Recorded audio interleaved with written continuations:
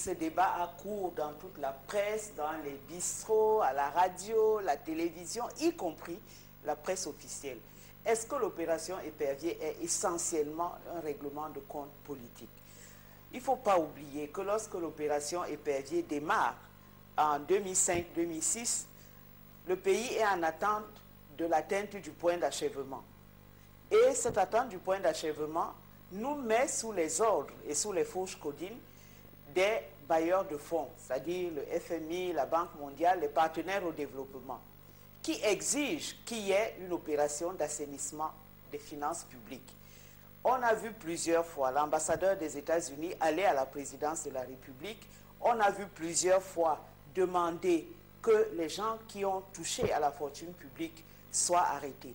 Et comment a-t-on pu arriver à ce nombre aussi grand de hauts fonctionnaires, de directeurs d'entreprises publiques qui sont allés en prison?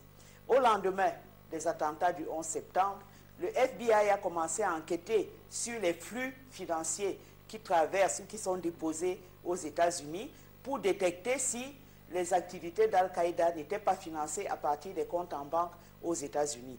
Et dans cette recherche, on est tombé sur des comptes en banque de milliardaires camerounais qui étaient tous, pratiquement tous, des hauts fonctionnaires, soit des ministres, soit des directeurs généraux.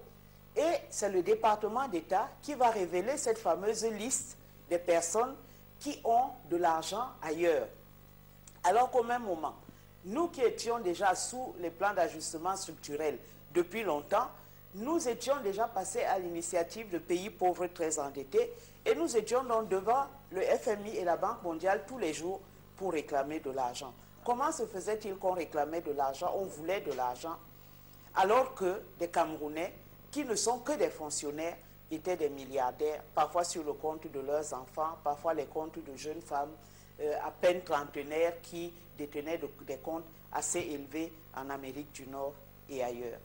Donc c'est à partir de ce moment-là, en 2005, 2006 notamment, février 2006, que les arrestations ont commencé et qu'on a commencé à envoyer de hauts fonctionnaires d'une manière systématique devant les tribunaux. Était-ce un règlement de compte ou étions-nous obligés? Le chef d'État n'était-il pas obligé de le faire parce qu'il était sous le contrôle des bailleurs de fonds et qu'il fallait absolument qu'on atteigne ce fameux point d'achèvement? On l'a atteint, il y a des gens qui ont été arrêtés. Ce qu'il ne faut pas oublier non plus, c'est que plusieurs personnes qui ont été arrêtées l'ont été sur des dossiers assez anciens. Le ministre des Finances, l'ancien ministre des Finances, qui est aujourd'hui en prison, a été arrêté sur un dossier qui concernait le temps où il était directeur général des impôts. De la même manière, aujourd'hui, M. Marafa et M. Inoni sont arrêtés sur des dossiers qui sont anciens, du temps où l'un était secrétaire général à la présidence de la République et l'autre secrétaire général adjoint. Pourquoi a-t-on attendu 10 ans, voire 8 ans pour arrêter ces gens? On ne sait pas. Et la question qui doit se poser aujourd'hui, c'est que toutes ces personnes qui ont été arrêtées n'avaient pas une envergure particulière en dehors du BIC, du chef de l'État, qui ont fait d'eux soit des directeurs, soit des ministres et qui les ont mis en contact direct avec la fortune publique. Et si avec cette fortune, ils ont pu se fabriquer des petites baronnies politiques, c'est-à-dire des petits fiefs politiques, ça veut tout simplement dire qu'ils existent parce qu'ils ont été nommés et non pas parce qu'ils disposaient d'une envergure particulière comme personnalité, soit dans leur région, soit dans le pays. Et à cet effet-là, plusieurs sont allés en prison, on a protesté et après tout est passé à la normale puisqu'on a nommé d'autres personnes qui étaient ressortissants des mêmes régions et qui ont tout simplement poursuivi le travail. C'est pourquoi aujourd'hui, quand on parle de règlement de compte politique, ça aurait été ça s'il n'y avait pas de dossier à la base pour qu'on arrête les gens. Mais pour la plupart, il y a des dossiers. Lorsque le président de la République disait à un journaliste étranger, oui, j'entends parler des gens qui détournent, mais je n'ai pas les preuves, il y avait bien des preuves au Conseil supérieur de l'État. Et pour terminer, un tel nombre de hauts fonctionnaires, de ministres qui sont en prison pour détournement de fonds, ça ne peut pas, un tel phénomène ne peut pas ne pas attaquer la crédibilité même du régime et savoir si le président de la République n'était pas au courant que les gens détournaient de l'argent. Comment a-t-il pu laisser ces gens continuer pendant des années avant de les arrêter. Et ça posera aussi le problème de sa responsabilité, parce que nous savons que les populations camerounaises ont été placées sous l'égide des bailleurs de fonds qui ne nous ont pas donné un seul espace de liberté en matière de finances publiques. Tout était supprimé, les emplois, etc. Et comment est-ce que pendant ce temps, des gens se sont enrichis à ce point sans jamais partager les sacrifices qui étaient imposés à leurs compatriotes? Et cette responsabilité-là, il faudra interroger le pouvoir pour savoir pourquoi ça a pu se faire chez nous.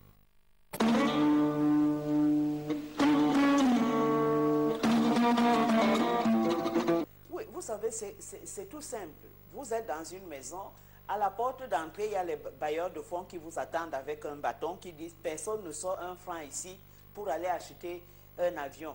D'habitude, quand la Camer, pour parler de cette Camer, achetait un avion, ils allaient directement à Boeing, ils achetaient l'avion, et puis la Camer s'en servait. Mais là, les bailleurs de fonds avaient dit pas d'avion personnel. Donc on a dû sortir par la porte de derrière, trouver des gens qui pouvaient dissimuler, et ces gens-là ont raconté certainement au chef de l'État que l'argent ne peut pas sortir par derrière et aller directement à Boeing, il faut le dissimuler dans plusieurs entreprises écrans. Et c'est comme ça que l'argent a disparu. Une autre entreprise a même fait faillite aux États-Unis avec l'argent des Camerounais, avec l'argent de notre pétrole. Cela veut dire que même l'argent qui sort de la SNH, qui est le pétrole de tous les Camerounais, du plus pauvre au plus riche, devrait l'être sous la responsabilité de la représentation nationale pour que cet argent de la SNH ne serve plus à tout et à n'importe quoi. Et on pouvait bien attendre que les finances du pays soient assainies pour envisager d'acheter. Écoutez, lorsque des gens ont 20 ans de moins que vous arrivez à ce qui était considéré comme votre dernier mandat, c'est tout à fait normal que cette génération-là ait aspiré à prendre la relève. C'est légitime en politique.